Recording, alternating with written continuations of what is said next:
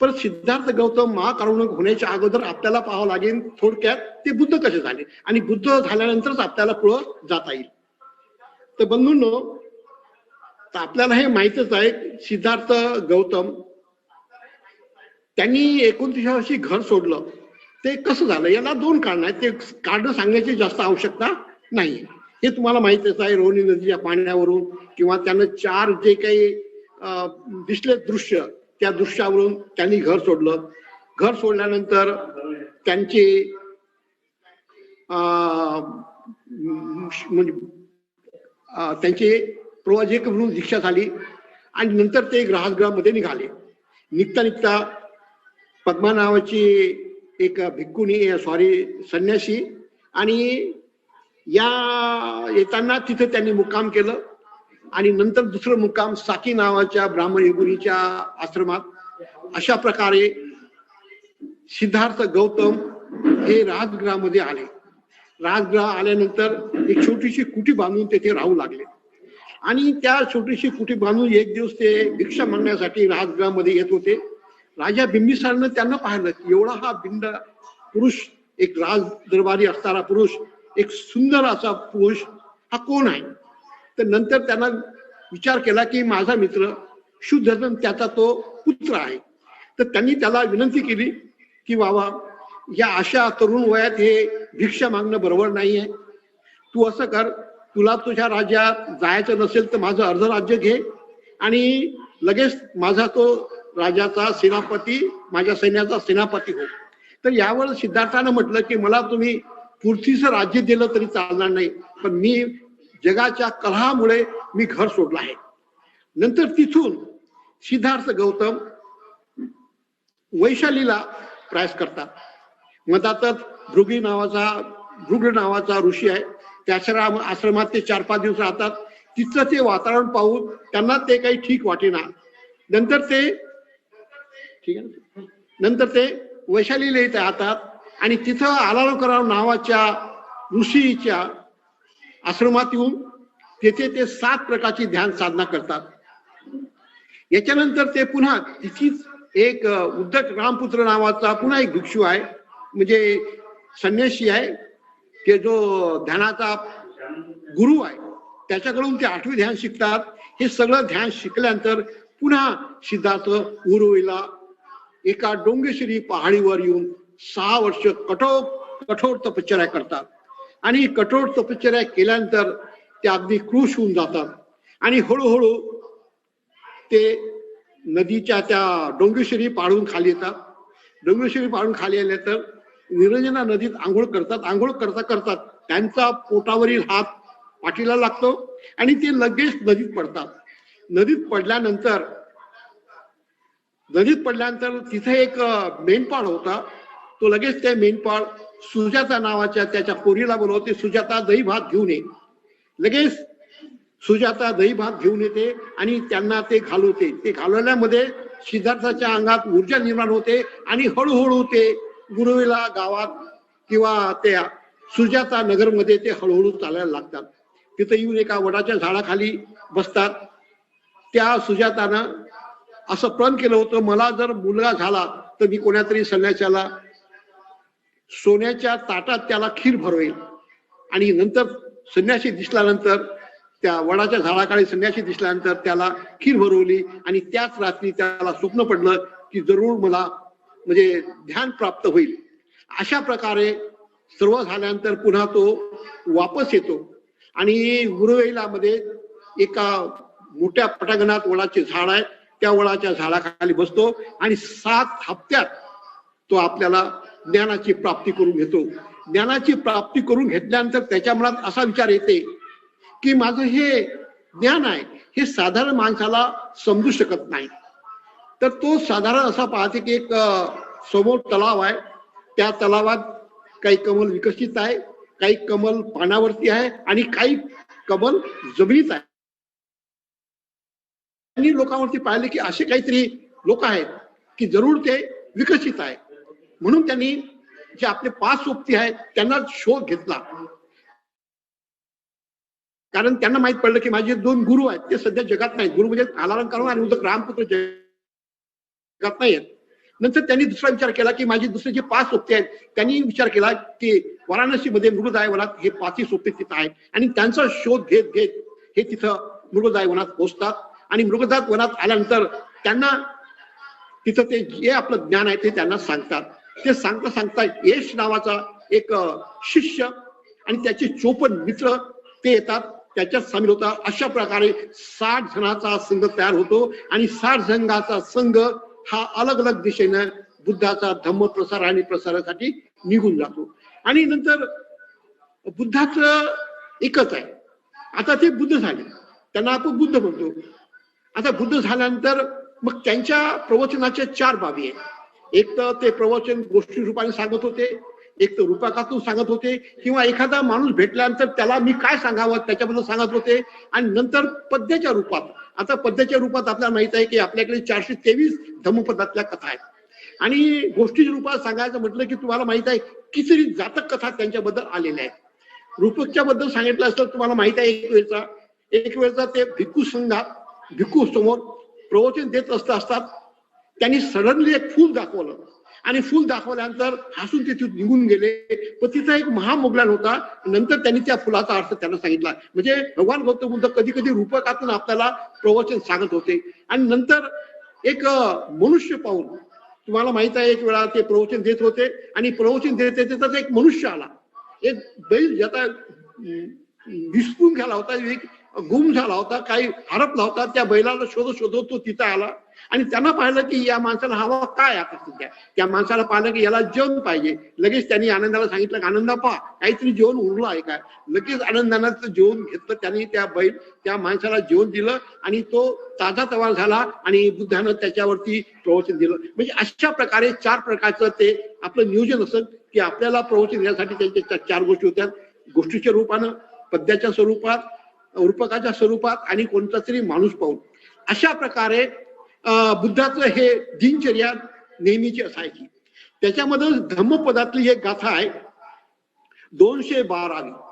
त्या गाथेच्या बद्दलच त्याच्यामध्ये मग दिसते की बुद्ध महाकारुणिक कसे. आता आपला मेन उद्देश आहे की पहिल्यांदा होतं सिद्धार्थाचा बुद्ध झाला आणि बुद्धाचे आता महाकारुणिक कसे होते त्याच्याबद्दल या गाथेत खूप काही सांगितलेले आहे. आणि गाथा वाचून मलाही खूप चांगलं वाटलं की मी हे गाथा जरूर सांगितली पाहिजे.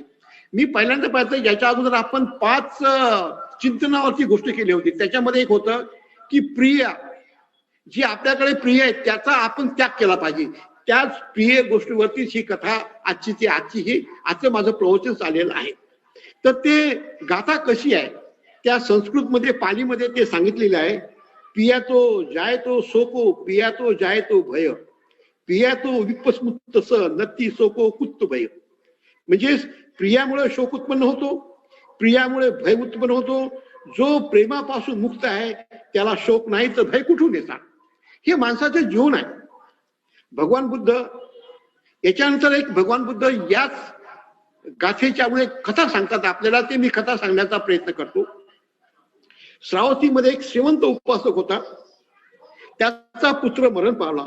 त्याच्यामुळे तो अत्यंत दुःखी झाला. त्याचे दुःख एवढे महान होते की हे सर्व गावभर त्याचा चर्चेचा विषय बनला. ज्या स्मशानात त्याला अग्नी देण्यात आला किंवा त्याला जमिनीत गाडल्या गेलं, त्याला म्हणतो आपण अग्नी दिल्यात आला, त्या ठिकाणी जाऊन तो रोज तिथे जाई, तिथे बसून तासन तास रडू लागे. वास्तविक तो मुलगा अस्तित्वात नव्हता पण त्याच्याशी तो बोलू लागे आणि असे रोज केल्यामुळे जवळजवळ तो विचक्षित झाला होता. पूर्वी तो नियमाने बुद्धाचे प्रवचन ऐकण्यासाठी दररोज जाई आणि त्याच्याकडे जाऊन धम्मच श्रवण करीत असे. परंतु त्याने ते आता बंद केले. त्याची जणू शुद्ध हरपली होती. पुत्र शोकाने तो अगदी मग्न झाला होता. पुत्र वियोगाने त्याच्यावरती ढगाने 4ही बाजूने घेरले होते आणि बुद्धांना तो विसरून गेला होता. बुद्ध ज्या रस्त्याने जात जरी एखादा भिक्षू दिसला असता त्याला तो नमामि वंदे असं म्हणायला सुद्धा तो विसरून गेला होता. बुद्धांना ही बातमी कळली की एका श्रीमंत श्रावक अत्यंत विक्षिप्त झालेला आहे. म्हणून त्या दिवशी बुद्ध त्याच्या घरी गेले आणि भगवंताने त्याला शोकाचे कारण विचारले. उपासका, तू का बरे शोक करीत आहे? तो उत्तरला, भक्ते पुत्राच्या मृत्यूमुळे मी दुःखी झालो आहे. जसे श्रावक शब्दाचा अर्थ होतो जो ऐकतो, जसे उपकाचा शब्द होतो जो गुरुजवळ बसतो, गुरुजवळ आसन मानतो किंवा गुरुजवळ बसणं किंवा आसन लावून बसणे नसते, तो गुरुला कान देऊन ऐकतो, हृदयाने ऐकतो, जवळ बसून ग्रहण करतो, त्याचप्रमाणे त्याचे तो वर्तन करतो, त्याला म्हणतात श्रावक किंवा उपासक. आता आपण जितकेही धम्मचारी आहोत, धम्ममित्र आहोत, धम्मचारीने आपण श्रावक आहोत. आपण आपल्या गुरुचं म्हणणं अगदी कान देऊन ऐकतो, ते हृदयाने ऐकतो आणि त्याला बसून करून आपल्यामध्ये आत्मसात करतो. असंच उपासकांनी त्याचं ते उदाहरण सांगितलं की उपासक कसा असावा, श्रावक कसा असावा. परंतु तो श्रीमंत ना श्रावक होता ना उपासक होता, परंतु अनेक वर्ष बुद्धाचे प्रवचन ऐकत असल्यामुळे बुद्धाची करुणा त्यांच्याकडे ओढली गेली. बुद्धांनी त्याला विचारले, श्रावका तू का शोक करीत आहे? तो म्हणाला, भगवान बुद्ध, पुत्र वियोगामुळे किंवा त्याच्या मृत्यूमुळे मी दुःखी झालेला आहो. आपण अजून आपल्याला कसं माहित नाहीये? माझा मुलगा मरण पावला, तो माझा एकुलता एक मुलगा होता, तो माझा म्हातारपणची काठी होती, तो माझ्या वृद्ध काळातील तो माझा डोळा होता. आणि हे सांगताना तो छाती ठोकून ठोकून तो रडत बसला. त्यावर बुद्ध अगदी स्पष्ट म्हणाले, तो कधीतरी मरणारच होता, तोच मेलेला आहे, आज नाही उद्या तरी तो मरणार होता, परवा मरेल, कधी मरेल, तो मरणार होता. हे काही असंघटित घटना नाही, हे नेहमीच घडणारी घटना आहे. हे शरीर नष्ट होणारच, त्या नष्ट होण्यासाठी तू आसक्ती बांधून ठेवलेली आहे, त्या अनित्याचा मोह लावलेला आहे. तू स्वतःकडे बघ, स्वतःही ओळखून घे, तू एक दिवस मरशील, तू असाच तोरा कर, समजून घे, हे शरीर तुझे नाही, तू तुझा असणार, तू तुझा कसा असणार, अन्यथा तू सुद्धा अशाच मृत्यूच्या वेळी असाच तळपशील. हे संधी दडू नको. या समयाचा तू ध्यानाचं साधन बनव. तुझ्या अंतर्करणातील भूतत्वाला जाणण्याचा प्रयत्न कर, जागा हो आणि मृत्यूच्या पलीकडे काहीतरी आज हे तू जाण. हा संदेश आमच्या सगळ्यांसाठी एक फार उपयोगाचा आहे. आपण दररोज आपलं जीवन जगताना आपण विचार करा, हे जग काही नुसतं दुःखासाठी नाही आहे, नुसतं सुखासाठी नाही आहे, जगाच्या पलीकडे काहीतरी आहे, ते शोधलं आपण पाहिजे. जर शोधणार नाही तर आपलं जीवन असंच होणार, आपण असंच मृत्यूच्या खायत जाणार. यासाठी बंधूंनो, शोक हा काही तुमचाच नाही, सगळ्यांकडे शोक आहे, सगळ्यांकडे दुःख आहे. नंतर ते काय म्हणतात, या जीवनाचं बोधात रूपांतर करा, या प्रसंगाचा उपयोग जागण्यासाठी करा, निंद्रेत होण्यासाठी नव्हे. जीवनात दुःख आणि भय एकत्र नांदतात. आता जीवनात दुःख आणि भय एकत्र असतात. मी माझं एक उदाहरण देऊ शकेल. ज्यावेळेस 61-62 मी धारणीमध्ये, अमरावतीच्या मध्ये धारणी तहसील अगदी शेवटी आहे, त्या धारणीमध्ये टीचर होतो. ते अगदी पर्वत रांगाने, कोणतं पर्वत आहे, सातपुडा पर्वत रांग आणि मोठं घेरलेलं आहे, खूप मोठे मोठे वृक्ष आहे. आणि मला कमीत कमी 3 किलोमीटर रात्रीच्या वेळी 8 वाजता मला माझ्या घरी जायचं आहे. त्यावेळेस मी एकटाच होतो, माझं वय 18 किंवा 19 वर्ष असेल त्यावेळेला. तर मी चालताना माझाच पायातला खडा मला लागायचा, तर माझ्या अंगावर अगदी थरथर कापायचं आणि मला घाम यायचा. आणि मीच म्हटलं, हे काय चाललंय? कारण मला वाटत होतं की मी काही मरणार तर नाही ना. कारण माणसाला शोक कशामुळे होतो? त्यावेळेस दिसतं की ते माझं मरण आहे, त्या मरणामुळे त्याला शोक होतो. पण त्या मरणावरती आपल्याला विजय मिळवायचा आहे. बंधूंनो, हे आपल्या सगळ्यांचं जीवनात असंच आहे. आपल्याला भय वाटते, कारण आपल्याला भय कशामुळे आहे? तर आपल्या मृत्यूमुळे. आपल्या मनात जो मृत्यूची साठवण, मृत्यूचा जो भाग आहे, आपण तो एक भाग आपल्या मनाचा बनवून ठेवलेला आहे. पण मृत्यूला आपण अगदी विशाल नाही बनवलेला आहे, त्याला मृत्यूचा भाग बनवला आहे, म्हणून आपल्याला भय वाटते. ज्या गोष्टीमुळे आपल्याला भय उत्पन्न होतो त्याने शोक सुद्धा उत्पन्न होतो. भयामुळे शोक होतो. जसे मृत्यू आपल्याला भयभीत करतो, तसेच मृत्यूने सुद्धा आपण शोक उत्पन्न होतो. जोपर्यंत मृत्यू आपल्याला भयभीत करीत राहील तोपर्यंत शोक निर्माण होत राहील. यासाठी बुद्धूंनो, मृत्यूला दूर सारा आणि भयापासून मुक्त व्हा. आज मुलगा मरण पावला, उद्या पत्नी मरण पावेल, उद्या मी पण जाईल, सगळेच जण मराल, इथं कोणी राहणार नाही. मग इतकं त्यांना त्या मृत्यूचं असं का? म्हणून बुद्ध या श्रीमंत उपासकाला म्हणतात, तू मुलाच्या दुःखामुळे दुःखी नाही आहे, तू मुलाच्या मृत्यूमुळे दुःख नाही, कारण तू त्याला मुलगा मानलास. बुद्ध का म्हणतात, तू त्या मुलांच्या बद्दल दुःखी नाही आहे, तू त्याला स्वतःचा मुलगा मानलास म्हणून तू दुःखी आहे. तू एवढा दुःखी होणार नाही, तू दुसऱ्याच्या मुलाला सारखाच पहा, परंतु दुसऱ्याच्या मुलाला तू इतका दुःखी होणार नाही आहेस, कारण तो दुसऱ्याचा आहे. समजा त्याने एक उदाहरण सांगितलं बुद्धानं. समजा तुम्ही, तुमचा मुलगा आहे, त्याला तुम्ही स्मशानात नेलं, त्याला जाळलं, घरी आले. घरी आल्यानंतर पाहतात असे कागदपत्र मिळाले की तो आपला मुलगा नाही आहे, तो आपला मुलगा नाही असे सिद्ध झाले. मग तुमच्या मनात विचारेल की मला माझ्या पत्नीने फसवलं, तर पुन्हा तुम्ही त्या पत्नीला मारायला उठसाल, तिच्याशी भांडण करसाल, त्या मुलाचा मृत्यू निश्चितच विसरसाल आणि फसवलं म्हणून तिच्याशी भांडत बसताल. परंतु बरं झालं हा मरण पावला, तो दुसऱ्याचा होता. कारण आपल्यामध्ये तुझं माझं मी वगैरे आहे. जोपर्यंत तुझं माझं तू मी आहे तोपर्यंत आपल्यात आपण श्रोतापन्न अवस्था प्राप्त करू शकत नाही. आपल्यातला तुझं माझं तू मी आपल्याला काढावं लागेल. म्हणजे तो आपला जो अहंकार आहे, जो मीच अहंकार आहे, तूच अहंकार आहे, माझाच अहंकार आहे, तो आपल्याला करावा लागेल. जर अशा अहंकारात आपण गेलो तर आपण असुर लोकात पैदा होऊ शकतो. म्हणून लक्षात घ्या, आपण नेहमीच तुझं माझं तू मी असा करत असतो आणि तू मीला आणि तुझ्या माझ्याला बुद्ध तत्व देण्यात कशाचाच काही म्हणजे हे नाहीये, त्याला स्थान नाहीये. तरी आपण त्याच्याकडे लागतो, कारण अजूनही आपल्याला बुद्ध धर्म तसा कळलेला नाहीये. म्हणजे काय म्हणतात, प्रियामुळे शोक उत्पन्न होतो, प्रियामुळे भय उत्पन्न होतो. प्रियापासून मुक्त पुरुषाला शोक नाही तर भय कुठून? ज्यानं आपल्यातून प्रिय नाहीस केलं तर त्याला भय कुठून असणार? असं आपल्याला आपल्यापासून आपल्यातला जो प्रिय आहे तो आपण काढायला पाहिजे. आता आपल्या जीवनात हेच आहे, आपल्यामध्ये आपण एक लिस्टच बनवली पाहिजे की आपल्यामध्ये प्रिय काय काय गोष्ट आहे. कमीत कमी आपली 50 स्थळाची लिस्ट येणार. माझी बायको, पत्नी, फलाना, तुमचं घर दार, म्हणजे धन संपत्ती, हे सगळं प्रिय आहे. याची लिस्ट बनवा आणि विचार करा हे माझं नाहीये, हे कधी दुसऱ्याच आहे. पण असा विचार येण्यासाठी आपल्याला खूप प्रॅक्टिस करावं लागेल. आणि जोपर्यंत याला आपण सोडणार नाही तोपर्यंत भय आपल्या मागे राहील. आणि भयाला सोडायचं असेल तर आपल्या या गोष्टीचा, आपल्याला प्रिय गोष्टीचा आपल्याला त्याग करावा लागेल. जोपर्यंत आपण त्याग करणार नाही तोपर्यंत आपल्याला भयाला दूर सारणार नाही. अशाच तऱ्हेची दुसरी प्रसिद्ध गाथा आहे. आपण दुसरी गाथा अशीच याच प्रकारची, आपण कुशा गौतमीचं नाव कदाचित ऐकलं असेल. कुशा गौतमीला बऱ्याच वर्षापासून मूल होत नव्हतं. नंतर काही काळानंतर तिला मूल झालं आणि मूल झाल्यानंतर त्याचे जे सासू सासरे तिला जो त्रास देत होता ते आता त्रास द्यायला बंद झाली. तिचा जीवनात खूप आनंद झाला. तिच्या जीवनाला इतका आनंद झाला की तिला वाटते की माझ्या जीवनात जसं स्वर्ग पडला. नंतर काही दिवसानं तो मुलगा अचानकपणे मरण पावते आणि त्या मरण पावल्यानंतर तिच्यामध्ये भयंकर दुःखाचा एक क्रोध भरलेला आहे.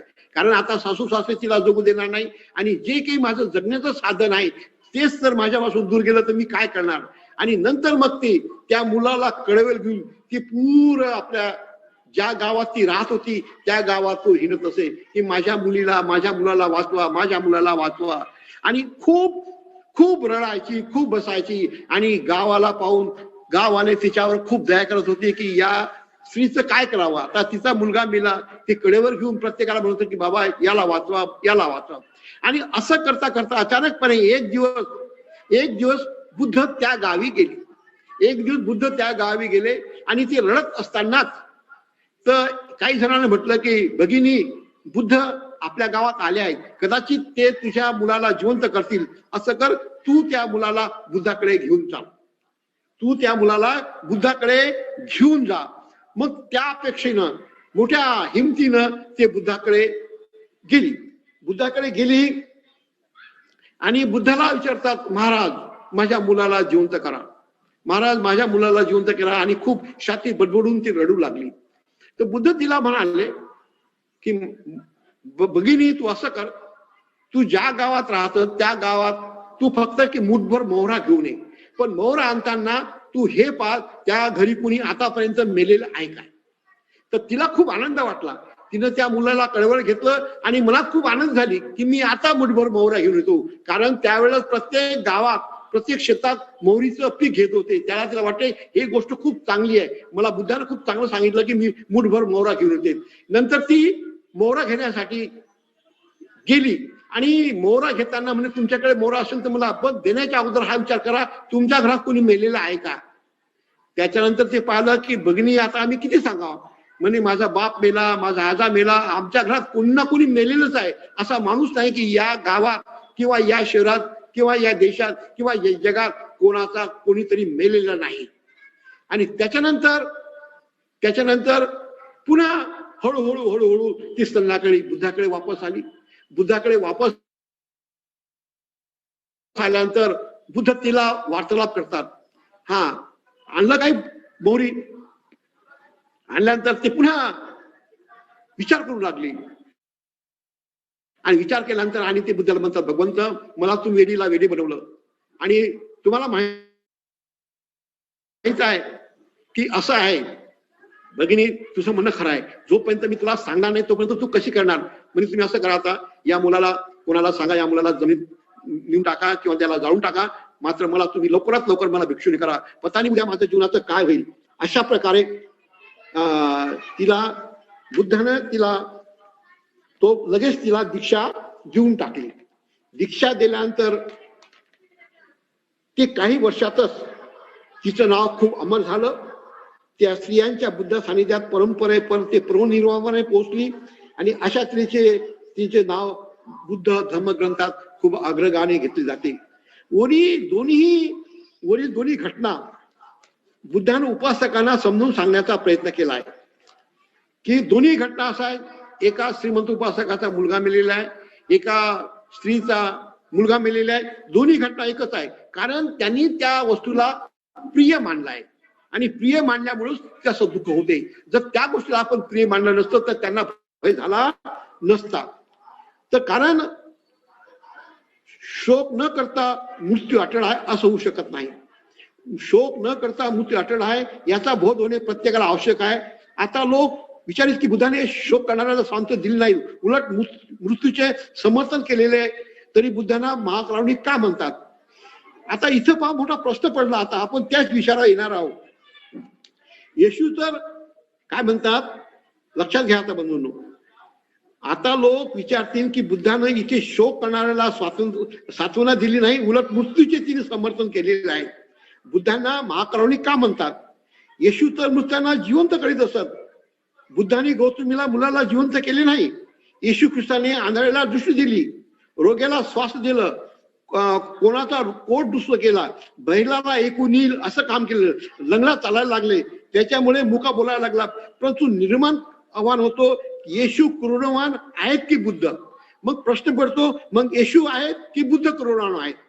वरील प्रश्नाचे उत्तर असे दिले की येशू करुणावान नक्कीच आहेत, मात्र बुद्ध हे महाकारुणिक आहेत.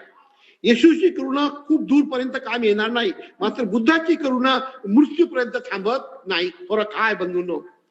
जर मृत्यूच्या पळकडे काम येते ती अनंतापर्यंत ती तुमच्या पाठीशी राहते आणि म्हणूनच बुद्ध हे महाकारुणिक ठरतात.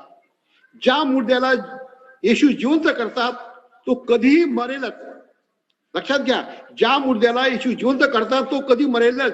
येशूने लजास्रावाला 2 वेळा जिवंत केले होते तरी तो मेला.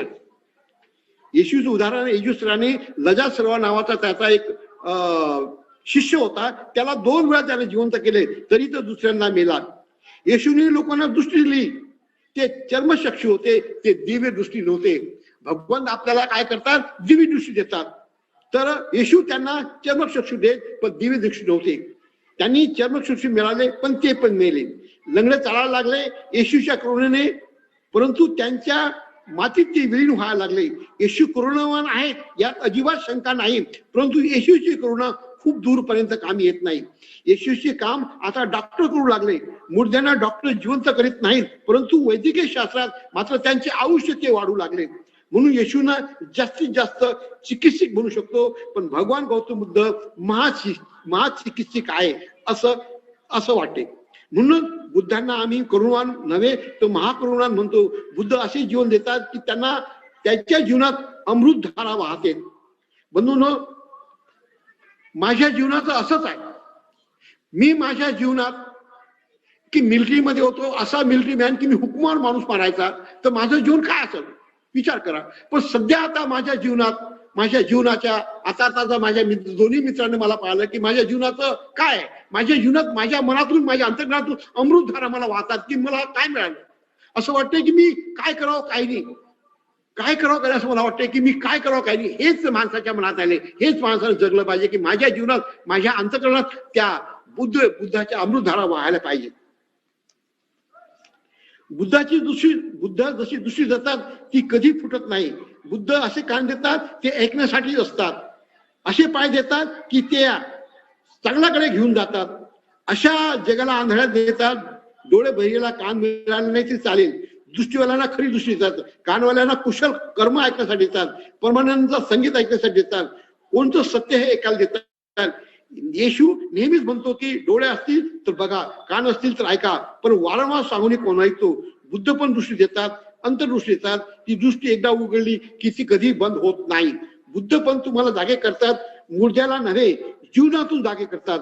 मृत्यूला जागवलेला मनुष्य पुन्हा मरतो, पण जीवनातून जागवलेला माणूस कधीही मरत नाही, त्याचा पुनर्जन्म नाही. त्यांना जन्म आणि मृत्यू निर्वाणात प्रदापन करतो आणि महाजीवनात प्रवेश करतो. त्यासाठीच इथं काय म्हणतात, इथं आपल्याला एकच मंत्र दिला आहे, शील, समाधी आणि प्रज्ञा.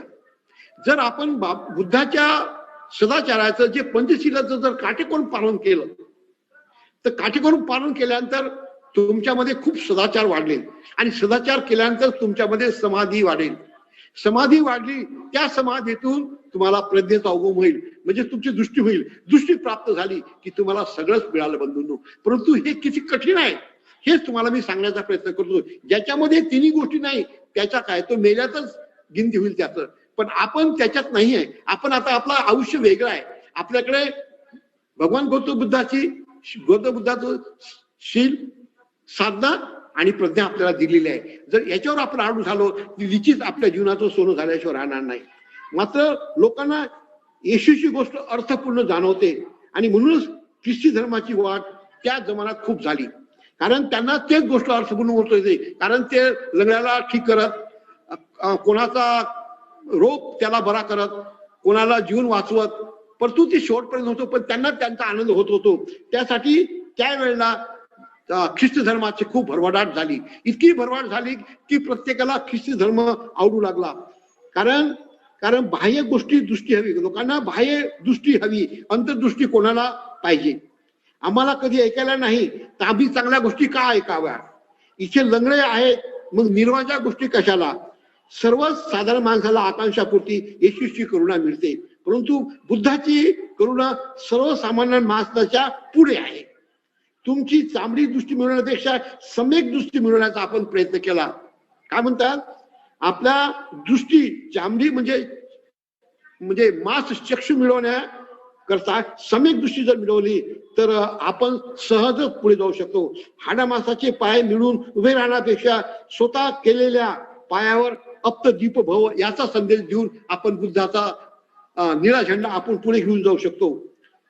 सत्याचा बोध प्राप्त करून संदेश देतो, बुद्धाचा प्राप्त करण्याचा संदेश देतो, तो स्वतः भगवान गौतम होण्याचा संदेश देतो, स्वतः भगवान होण्याचा संदेश देतो. आकाशात कोणी भगवान नाही, तो तुमच्या कृत्यावर लक्ष ठेवतो. तुमचे कृत्य आहे, जसं कराल तसंच तुम्हाला भरावं लागेल. तर यासाठी जर तुम्ही साधना वेळेवर केली तर तुमच्या त्यात जागरूकता निर्माण होईल. जागरूकता निर्माण झाली तर ते जे कर्म तुम्ही करता, जे काम तुम्ही करता त्याला ठरवता हे काम चांगलं आहे की वाईट आहे. तर अशामुळे आपल्यामध्ये आपण नेहमीच चांगलं काम केलं पाहिजे, चांगल्याचा साठा आपल्यात वाढवला पाहिजे, म्हणजे तुम्हाला कधी दुःख येणार नाही. म्हणजे जो तुमचा कृत्यावर लक्ष ठेवतो, कुणी त्याचा पुत्र नाही किंवा दूत नाही, तो भगवंताचा संदेश तुम्हाला देतो. तुम्हाला भगवान म्हणतात असे तुमचे काहीच म्हणणे नाही, परंतु तुम्हाला जिवंत करतात.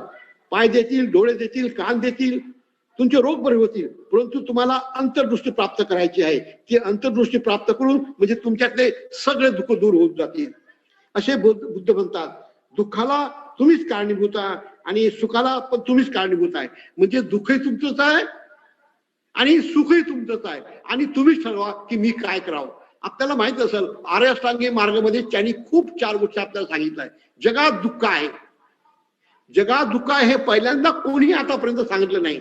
2200-600 वर्ष अगोदर बुद्धाने सांगितलंय जगात दुःख आहे.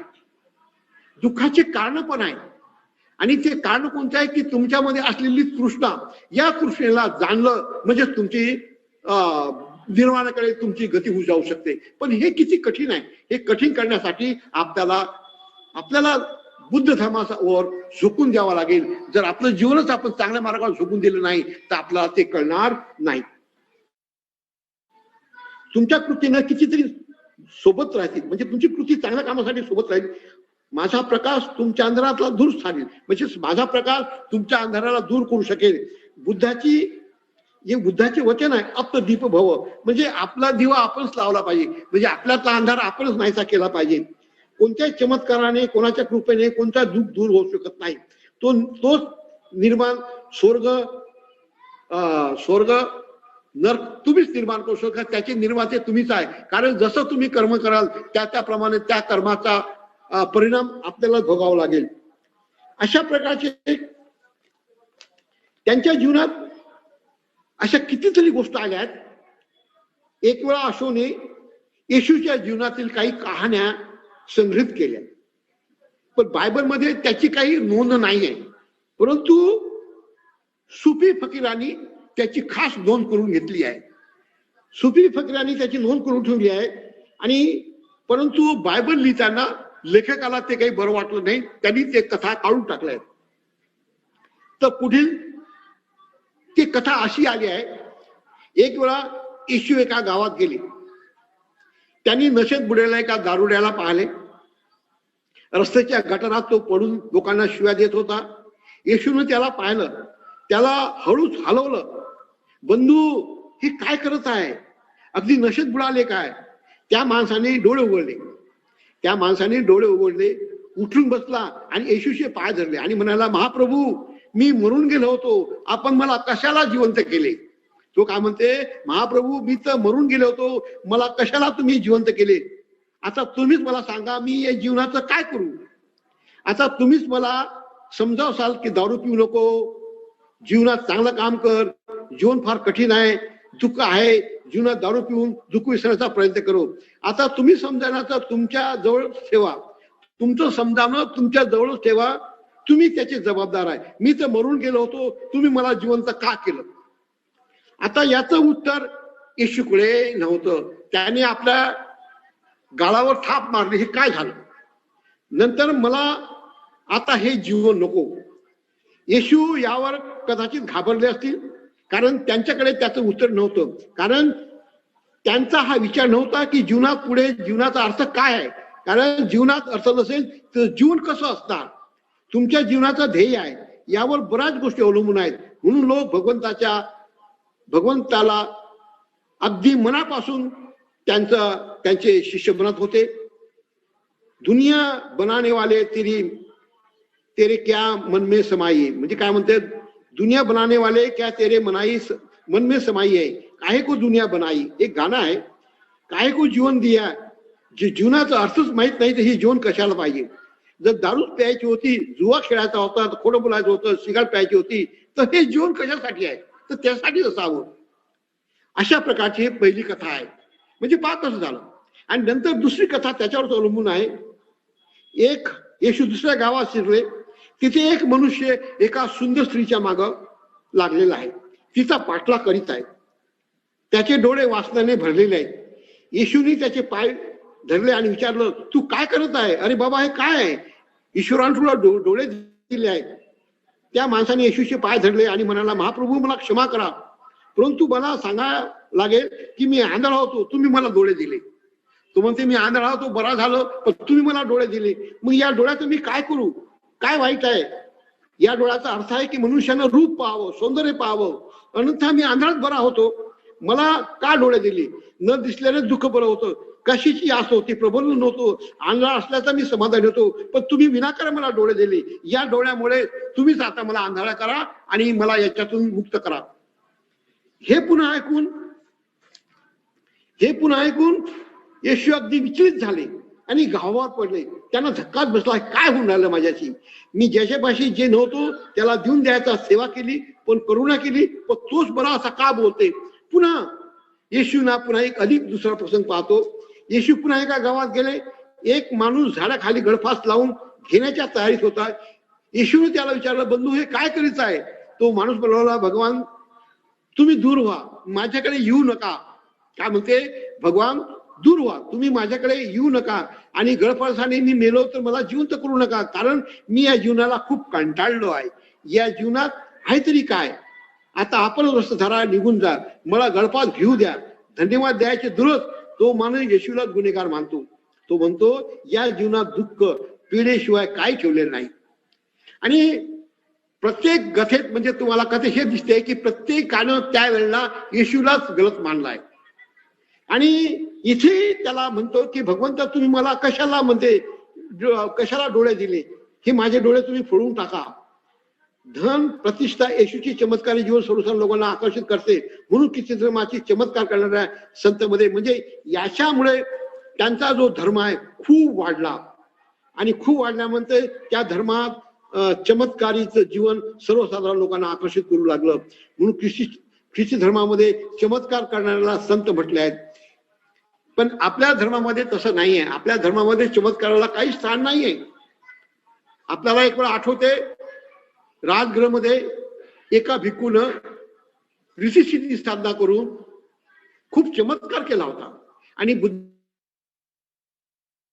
त्या भिक्खूला बोलावून सांगितलं की आपल्या धर्मात असा चमत्कार करायचा नाही. आणि त्यावेळेस पासून कोणी चमत्कार करत नाही, कारण भगवानाला ऋषीसिद्धी प्राप्त होते.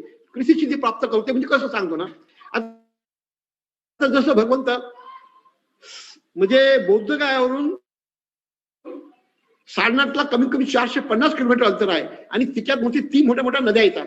आणि ती कसे गेले असतील, ते पैदल गेले. त्याच्यामध्ये ऋषीसिद्धी प्राप्त होती. लोक पाहत की भगवंत कसे चालले आहेत, हे ऋषीसिद्धीचा प्रॉब्लेम आहे. पण भगवंतांनी म्हटलं ऋषीसिद्धी काही काळापुरता आहे, ते तुमची परमनंट नसलं पाहिजे. तुम्हाला ऋषीसिद्धी नाहीये, तुम्हाला लोकांना आकर्षित करायचे नाही, तुमच्या आचरणाने तुम्ही लोकांना आकर्षित करा. म्हणून रुग्णाची सेवा केली. म्हणजे त्याच्यानंतर मदर तेरेसा तुम्ही पाहताय, तिला संत म्हणून एक जाहीर करायचं होतं, परंतु तिला ते म्हणजे संत म्हणून करायचं असेल तर तिनं काहीतरी केलं. म्हणजे काय केलं पाहिजे, तिनं काहीतरी चमत्कार दाखवलाय. चमत्काराचे उदाहरण तिला काही सांगायला लावले. म्हणजे असं म्हणजे कसं आहे, म्हणजे इतका मोठं त्याला मोठं पारितोषिक भेटले आणि त्याला म्हणतं की तुम्ही चमत्कार करा, ते कसं आहे.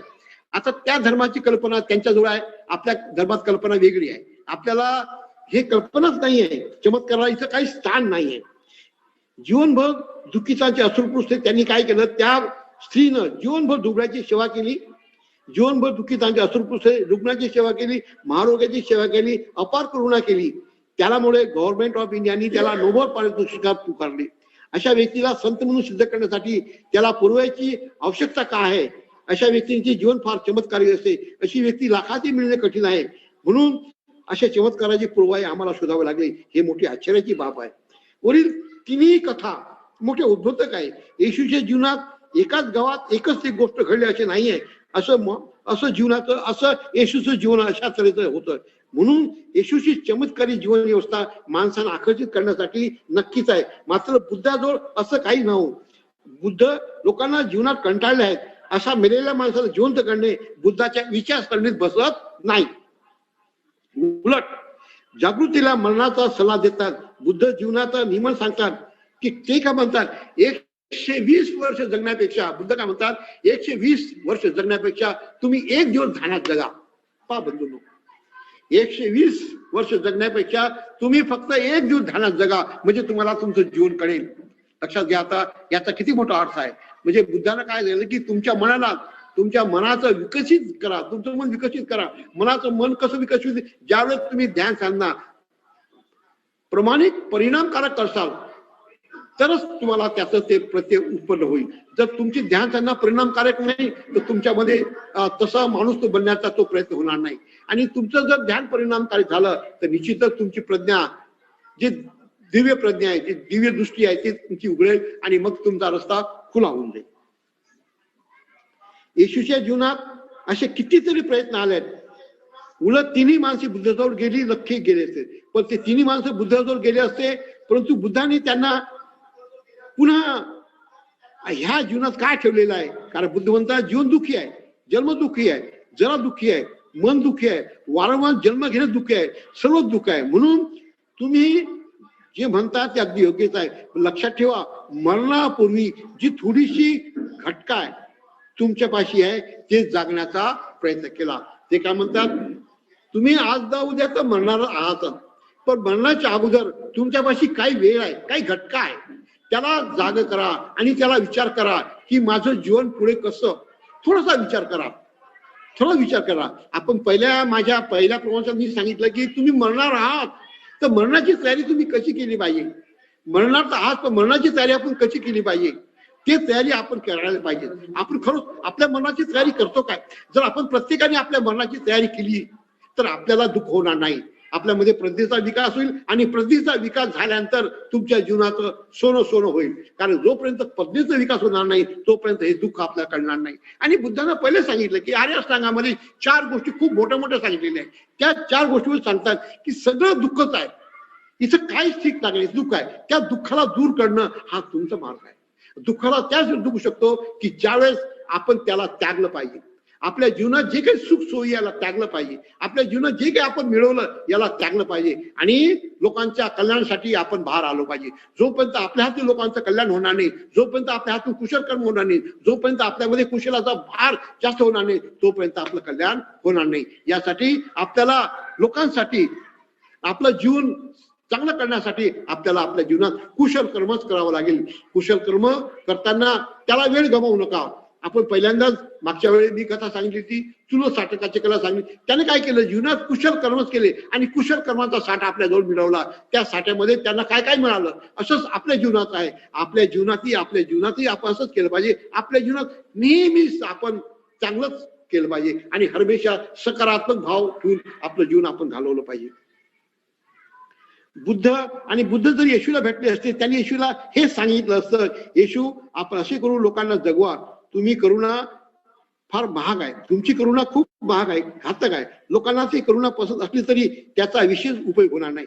ते म्हणतात, बुद्ध म्हणतात येशूची करुणा ठीक आहे, पण त्यानं काही इतक्या लोकांना फायदा होणार नाही. त्याचा तुम्ही विचार करा, त्याचा विशेष उपयोग होणार नाही. ही सत्यापासून दूर नेणारी नाही. म्हणून सत्याकडे नेणारा दृष्टिकोन बदलण्याची गरज आहे. त्याला दृष्टी देण्याची गरज आहे. जेव्हा दृष्टी बदलेल तेव्हा सृष्टी त्याला बदलल्याशिवाय राहणार नाही. सम्यक दृष्टी सम्यक जीवन प्राप्त होऊ शकते. हेच खरे जीवन आहे. आणि त्याची जीवन ज्यांनी जागेपणी जाणले तो येशूपेक्षा बुद्धाची सहमत होईल. मात्र या बाबतीत येशूला पूर्णतः दोष देणे योग्य नाही, कारण त्यावेळची तशी परिस्थिती होती आणि ती परिस्थिती कारणीभूत होती. मात्र येशू त्या जगात त्यावेळेला ते बरोबर होते. आणि त्याच्यानंतर इथं सध्या जे बुद्ध आहेत, या देशात आहेत, या देशात जे आहेत त्यांना ते ठीक करतात. 1000 वर्षापूर्वी म्हणून बुद्धाचा लोक समजू लागले. 1000 वर्षापूर्वी देशाला बुद्ध धर्म 1000 वर्षापूर्वी टिकला. आणि नंतर पुढे बाबासाहेब आणि भंत संघर्षितांनी या धर्माला अधिक गतिमान करण्याचा प्रयत्न केलाय. बुद्ध महाकरुणवान आहेत असे समजणे अत्यावश्यक आहे. कारण वरील कथेवरून कुशा गौतमीच्या मुलाला येशूकडे गेली. त्यांनी नक्कीच मुलाला जिवंत केले असते, परंतु त्यांना तसं जिवंत करायचं होतं. त्याच्यामुळं तिला ते सत्य कळलं. त्याला सत्य कळलं की जीवनात अनित्य आहे, जीवन आज ना उद्या आहे, जीवनात नित्य काहीच नाही. पण आपण त्याला नित्य समजतो. आपल्यामध्ये जे काही गोष्ट आहे, आपला मुलगा मुलगी, पद प्रतिष्ठा, धन दौलत, याला आपण नित्य समजतो. त्याच्यामुळे आपण दुःखी आहे. त्याला आपण अनित्य समजलं पाहिजे. हे आज आहे उद्या नाही, याला आपण स्वीकारलं पाहिजे. पण आपण त्याला स्वीकारत नाही म्हणून आपण दुःखी आहोत. हेच बंधूंनो, यासाठी बुद्धाचा जो मुख्य पाया आहे सदाचार. आपण जर पंचशिलाचं काटेकोरपणे, मी नेहमी तेच सांगतो, आपण जर पंचशिलाचं काटेकोर पालन केलं तर आपल्यामध्ये समाधी उत्पन्न होईल. समाधी उत्पन्न झाली म्हणजे आपल्यामध्ये प्रज्ञा येईल, प्रज्ञा उत्पन्न झाली म्हणजे तुमच्या अंगावरचे सगळे फाटे आपले रिकामे झाले, आपलं सगळं दुःख समाप्त होईल जाईल. फक्त आपलंच आपल्याला पाहायचं, आपले कर्म जे आहे ते आपल्याला पाहिजे आहेत, आपल्याच कर्माचे आपण भागीदार आहोत, आपल्याच दुःखाचे आपण भागीदार आहोत, आपल्याच चांगल्या कामाचे आपण भागीदार आहोत. हे दुसऱ्याचं नाही, हे माझंच आहे. म्हणजे त्याच्यामध्ये तुमच्यामध्ये तुझं माझं मी हा हे सगळं समाप्त होईल. जोपर्यंत तुझं माझं मी हा हे आहे तोपर्यंत आपलं जीवन काही खरं नाही. या जीवनात सर्व दुःखच दुःख आहे. या दुःखाला दूर करण्यासाठी असेल तर तुझं माझं मी तो आपल्याला घालवावं लागेल. घालून त्याच होईल की ज्यावेळेस आपल्या मनाला आपण आकाशासारखं मोठं पाहू, आपल्या मनाला आपण आकाशासारखं करायचं आहे. आकाशासारखं असं होईल काय? नाही होणार. यासाठी हे 3 जे मंत्र आहेत, शील, समाधी आणि प्रज्ञा, ह्या 3 जे मंत्र आहेत ते आपल्यात रुजले पाहिजेत. जे आपल्यात रुजले तर निश्चितच आपल्या जीवनाचा विकास झाल्याशिवाय राहणार नाही. विकास होण्यासाठी तर आपल्याला पुढे पुढे चालून आपल्याला त्याचा विकास करायचा आहे. आणि बुद्धाने हे सांगितलं,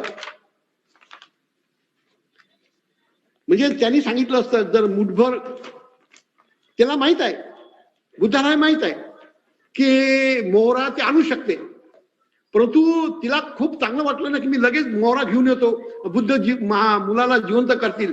परंतु तिला ते कळलं की मोहरा नाही आहे, कारण मुलगा मेलेला आहे, तो आता जिवंत होऊ शकत नाहीये. मग हेच कळलं, हेच माणसाला कळायला पाहिजे की माझं जीवन तर उद्या मी जाईलच, पण जीवन जाण्याच्या अगोदर माझ्या जीवनात मी काहीतरी केलं पाहिजे. जोपर्यंत माझ्या जीवनात मी काही करणार नाही तोपर्यंत मी कसं जाऊ. बुद्धाची करुणा, बुद्धानं फार करुणा केली, महाकरुणा केली. कुशा गौतमीला बोध झाला आणि तसा करण्याचा तिला अवसर दिला. संभूतीची संधी प्राप्त करून दिली. घरोघरी जाऊन विचारणा केली. तिच्या लक्षात आले की मृत्यू हे सुनिश्चित आहे, मृत्यू हे सुनिश्चित आहे, ही गोष्ट माझ्यात घडून आणली. असे नव्हे तर प्रत्येकालाच ते येते. ते का म्हणतात, हे प्रत्येकालाच येते, हे सर्वसाधारिक सत्य आहे. येस धर्म सनतो नाही, हा शाश्वत धर्म आहे. या प्रसंगाने तिचे दुःख जाणले, अनित्याचा बोध झाला. बुद्धाचा 4 आर्य सत्याचा बोध झाला. आर्य सत्याचा बोध झाला म्हणजे तिला निर्वाणाचा मार्ग सापडला. बंधूंनो, आजच्या प्रवचनात हेच होतं, मागच्या प्रवचनात हेच आहे की दुःख आहे, दुःख आहे, सत्य आहे. पण या दुःखाला जाणण्यासाठी म्हणजे दुःख काय आहे त्याचे काही कारण पण आहे. कारण काय की आपल्यातली तृष्णा, आपल्यातला लोभ, आपल्यातला मोह हे आहे, ज्याला जोपर्यंत आपण हटवत नाही तोपर्यंत आपण पुढे जाऊ शकत नाही. या हटवण्यासाठी आपल्याला 3 मार्ग आपल्या जीवनात उपयोगी आहे, शील, समाधी आणि प्रज्ञा. या 3 मार्गावर आपण आरूढ झालो तर आपल्यातले दुःख सगळे नशे होऊन आणि एक चांगला माणूस होऊ शकेल. म्हणून आपल्या जीवनात हेच आहे, आपल्या जीवनात आपल्याला हेच करायचं आहे की आपण खूप चांगल्या प्रकारे की बुद्ध महाकारुणिक का याचा मी तुम्हाला सांगण्याचा प्रयत्न केलाय. आणि आपल्याला कितपत समजलं मला माहित नाही, पण माझ्या परीनं मला जे काही महाकारुणिक बुद्ध कसे होते हे मी समजायचा प्रयत्न केला. आणि तुम्ही लोकांनी खूप चांगल्या प्रकारे मला प्रतिसाद दिला, त्याच्या